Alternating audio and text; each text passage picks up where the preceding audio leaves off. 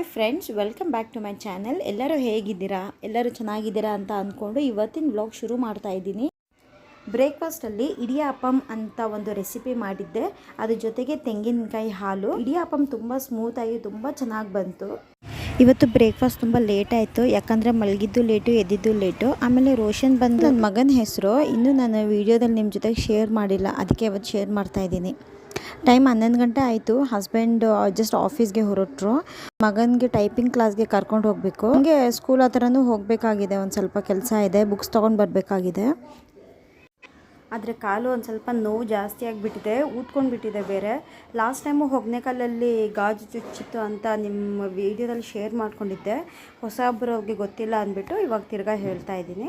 ಆಮೇಲೆ ನಡೆಯೋಕ್ಕೆ ಆಗ್ತಿರ್ಲಿಲ್ಲ, ಮೆಟ್ಲು ಇಳಿಯೋಳಿಯೋಂಗೆ ನೋವು ಜಾಸ್ತಿ ಆಗ್ತಾಯಿತ್ತು. ಕನ್ನಡದಲ್ಲಿ ಮಾತಾಡೋಕ್ಕೆ ಬರ್ತಾ ಇಲ್ಲ ನನಗೆ. ಫಸ್ಟೆಲ್ಲ ಮಾತಾಡ್ತಾ ಇದ್ದೆ, ಇವಾಗ ಟಚ್ಚು ಬಿಟ್ಟೋಗ್ಬಿಟ್ಟಿದೆ ಅಲ್ಲ, ಬೇಗ ಬರ್ತಾ ಇಲ್ಲ. ಟೈಪಿಂಗ್ ಕ್ಲಾಸು ಬರೀ ಅರ್ಧ ಗಂಟೆ ಮಾತ್ರ. ಹಿಂಗೆ ಬಿಟ್ಟಿದ್ದು ಬಂದಿದ್ದ ತಕ್ಷಣ ಅರ್ಧ ಗಂಟೆ ಮುಗ್ದೋಗ್ಬಿಡುತ್ತೆ. ಹಸ್ಬೆಂಡ್ ಬೇರೆ ಇಲ್ಲ, ನಾನೇ ಎಲ್ಲ ಕರ್ಕೊಂಡು ಬರಬೇಕು. ಅದಕ್ಕೆ ನಾನೇನು ಗೊತ್ತಾ ಮಾಡಿದೆ, ಅವನಿಗೆ ಬಿಟ್ಬಿಟ್ಟು ಅಲ್ಲಿ ಪಕ್ಕದಲ್ಲೇ ಒಂದು ಪಾರ್ಕ್ ಇತ್ತು, ಆ ಪಾರ್ಕಲ್ಲೇ ಕೂತ್ಕೊಂಡು ಹಾಫ್ ಆನ್ ಅವರ್ ವೆಯ್ಟ್ ಮಾಡಿ ಆಮೇಲೆ ಕರ್ಕೊಂಡು ಬಂದೆ. ಪಾರ್ಕ್ ಒಂದು ಸ್ವಲ್ಪ ಖಾಲಿಯಾಗಿತ್ತು, ಯಾಕಂದರೆ ಇದು ಕ್ಲೋಸಿಂಗ್ ಟೈಮ್ ಅಂತೆ, ಅದಕ್ಕೆ.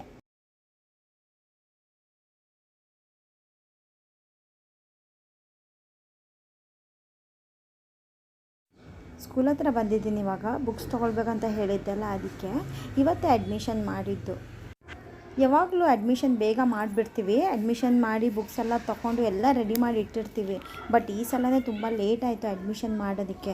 ಯಾಕಂದರೆ ನಾವು ಸ್ಕೂಲ್ ಚೇಂಜ್ ಮಾಡೋಣ ಅಂತ ಅಂದ್ಕೊಂಡಿದ್ವಿ. ನನ್ನ ಮಗ ಇವಾಗ 8th ಸ್ಟ್ಯಾಂಡರ್ಡ್ಗೆ ಹೋಗಬೇಕು. ಇವಾಗ 8th ಹೋಗಬೇಕಲ್ಲ, ಚೇಂಜ್ ಮಾಡಿದ್ರೆ ಇವಾಗಲೇ ಚೇಂಜ್ ಮಾಡ್ಬೋದಿತ್ತು. ಯಾಕಂದರೆ 8th 9th 10th ಒಂದು ಸ್ಕೂಲಲ್ಲಿ ಹೋದರೆ ಸರಿಯಾಗ್ತಾಯಿತ್ತು. ತಿರ್ಗಾ ಚೇಂಜ್ ಮಾಡೋಕ್ಕಾಗಲ್ಲಲ್ಲ, ಅದಕ್ಕೆ. ಬುಕ್ಸ್ ಕೊಟ್ಟಿದ್ದಾರೆ, ಬುಕ್ಸು ಒಂದು ಸಲ ಚೆಕ್ ಮಾಡ್ಕೊಳ್ಳಿ ಅಂತ ಕೊಟ್ಟಿದ್ದರು. ಆ ಸ್ಲಿಪ್ ಕೊಟ್ಟಿರ್ತಾರಲ್ಲ, ಎಲ್ಲ ಬುಕ್ಸ್ ಕರೆಕ್ಟಾಗಿದೆಯಾ ಅಂತ ಚೆಕ್ ಮಾಡೋಕ್ಕೆ ಹೇಳಿದರು. ಚೆಕ್ ಮಾಡಿಕೊಂಡು ಮನೆಗೆ ಹೋಗ್ತಾ ಇದ್ದೀವಿ ಇವಾಗ.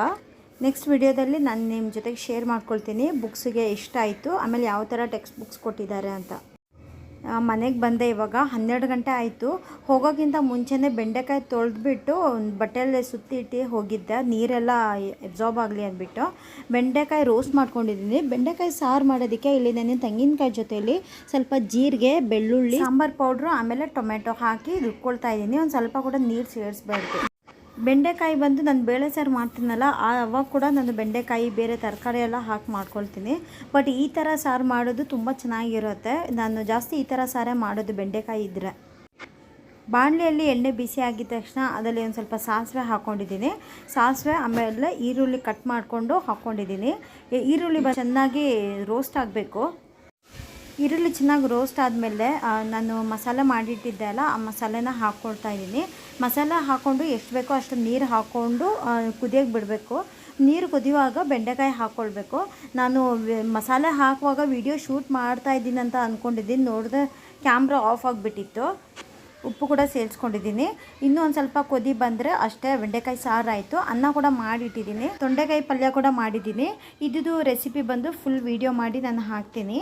ಸೊ ಇವತ್ತಿನ ಲಂಚ್ ಕೂಡ ರೆಡಿ ಆಯಿತು. ಬೆಂಡೆಕಾಯಿ ಸಾಂಬಾರು, ಆಮೇಲೆ ತೊಂಡೆಕಾಯಿ ಫ್ರೈ.